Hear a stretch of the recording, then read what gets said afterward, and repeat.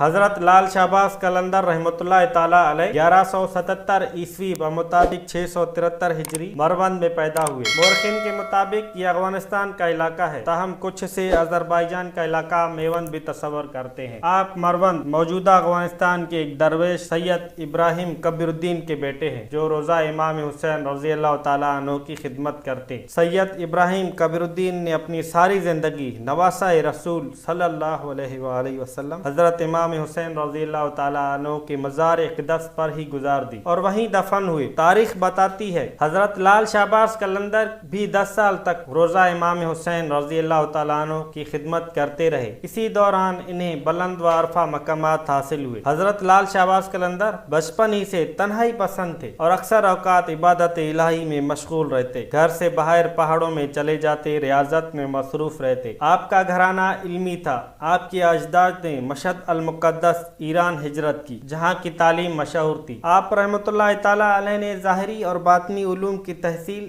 اپنے والد حضرت ابراہیم کبیر الدین سے حاصل کی۔ قرآن مجید حفظ کرنے کے بعد آپ نے ہندوستان بھر کی سیاحت کی اور مختلف اولیاء کرام کی صحبت سے مستفید ہوئے۔ خاندانی مراتب کی بات کی جائے تو آپ رحمۃ اللہ تعالیٰ علیہ کا سلسلہ 13 نسبتوں سے ہو کر حضرت امام جعفر صادق تک جا پہنچتا ہے۔ آپ کا سلسلہ نسب کچھ یوں ہے: سید عثمان مروندی بنت سید ابراہیم کبیر الدین بن سید شمس الدین بن سید نور شاہ بن سید محمود شاہ بن احمد شاہ بن سید ہادی بن سید مہدی بن سید منتخب بن سید غالب بن سید منصور بن سید اسماعیل بن سید امام جعفر صادق بن محمد باقر بن زین العابدین بن حسین بنت علی المرتضیٰ کرم اللہ تعالی وجہ الکریم تک یہ سلسلہ چلا جاتا ہے۔ آپ ایک اعلیٰ پائے کے صوفی بزرگ، شاعر، فلسفی اور قلندر ہیں۔ آپ کا زمانہ اولیاء کرام کا مشہور زمانہ تھا۔ شیخ بہاؤالدین زکریا ملتانی، شیخ فرید الدین گنج شکر، شمس تبریز، جلال الدین رومی، سید جلال الدین سرخ بخاری آپ کے قربا اور ہم اثر ہیں۔ ایک روایت کے مطابق آپ کے چہرہ انور سے لال رنگ کے قیمتی پتھر لال کی مانند سرخ کرنیں پھوٹتی تھی۔ آپ کا لباس یاقوتی رنگ کا ہوا کرتا تھا، اس لیے انہیں لال آپ کی خدا پرستی اور شرافت کی بنا پر شہباز اور قلندرانہ مزاج و انداز کی بنا پر قلندر کہا جانے لگا۔ حضرت لال شہباز قلندر بڑے عالم دین تھے، علم، صرف و نحو میں پوری مہارت رکھتے۔ Richard Burton history of Sindh 1852 کے مطابق میزان صرف، عقد، اجناس، منشیب یہ چاروں کتابیں آپ نے لکھی۔ میزان صرف آج بھی درس نظامی میں شامل ہے اور مدرسوں میں پڑھائی جاتی ہے۔ یہ کتاب British museum, library London, Berlin اور سندھ و ہند کے کتب خانوں میں موجود ہیں، جس کی تحقیق موج کوثر، مولانا غلام قاسم قاسمی، عبد الحی لکھنوی، علامہ محمد شفیع، قاضی غلام محمد، مولوی عبدالحق، ڈاکٹر سرفراز بھٹی اور کئی اکابرین نے کی۔ حضرت صاحب مذہبی علوم کے اکابر تھے اور فارسی و عربی زبان پر پورا عبور رکھتے تھے، اس لیے اکثر اہل علم آپ کی خدمت میں حاضر ہوا کرتے۔ ملتان میں ذکریہ کے مدرسے میں بھی کچھ عرصے کے لیے درس و تدریس میں مشغول رہے۔ سیون شریف میں فقہ اسلام کے نام سے ایک مدرسہ قائم کیا، جس میں ہزاروں کی تعداد میں طالب علم پڑھتے تھے۔ ابن بطوطہ نے اس مدرسے میں سکندریہ کے طالب علم حاصل کرتے ہوئے دیکھے اور قطب شہبانی سے بھی ملاقات کی تھی۔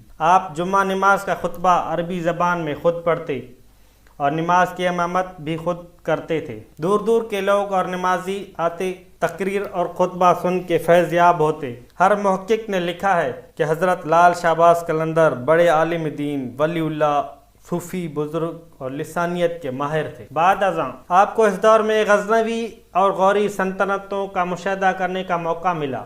آپ نے اسلامی دنیا کے لاتعداد سفر کیے، جس کی وجہ سے آپ نے فارسی، عربی، ترکی، سندھی اور سنسکرت میں مہارت حاصل کر لی۔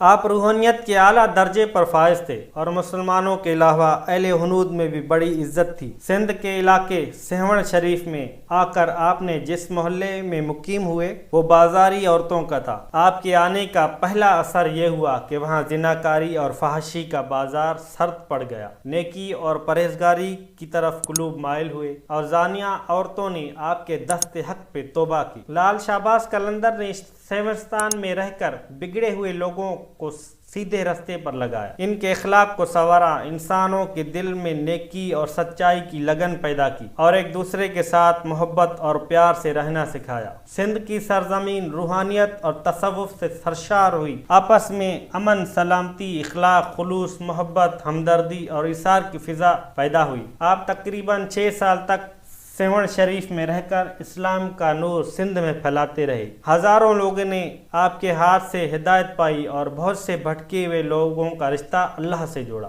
आप रहमतुल्लाह ताला अलैह का विसाल 21 शाबान अल मुअज़्ज़म 673 हिजरी में हुआ, लेकिन आपके विसाल को लेकर इख्तलाफ पाया जाता है। मुख्तलिफ कुतुब में मुख्तलिफ तारीख़ विसाल दर्ज हैं, मगर मुस्तनद तारीख में हजरत लाल शाहबाज कलंदर का सन विसाल 673 हिजरी है। आपके रोज़े के दरवाजे पर कत्ते वफात दर्ज है, जिसके एदाद निकाले जाएं तो भी विसाल का साल 673 ही बनता है। लिहाजा इसी तारीख को मुस्तनद तस्वर किया जाता है। हर साल 18 से 21 शाबान को आपका उर्स पाक मुनक्किद किया जाता है, जिसमें दुनिया भर से लाखों की तादाद में ज़ायरीन शरीक होते हैं।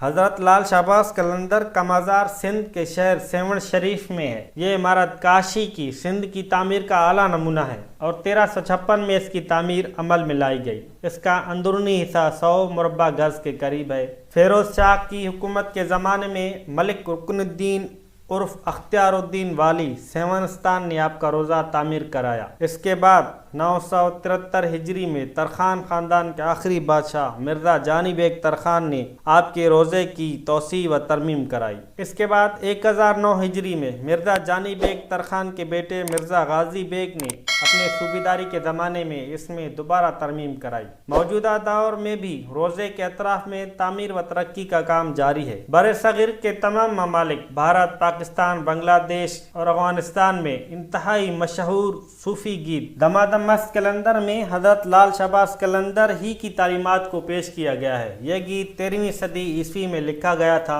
और इसके बाद इसे बहुत से मौसीकारों और गुलकारों ने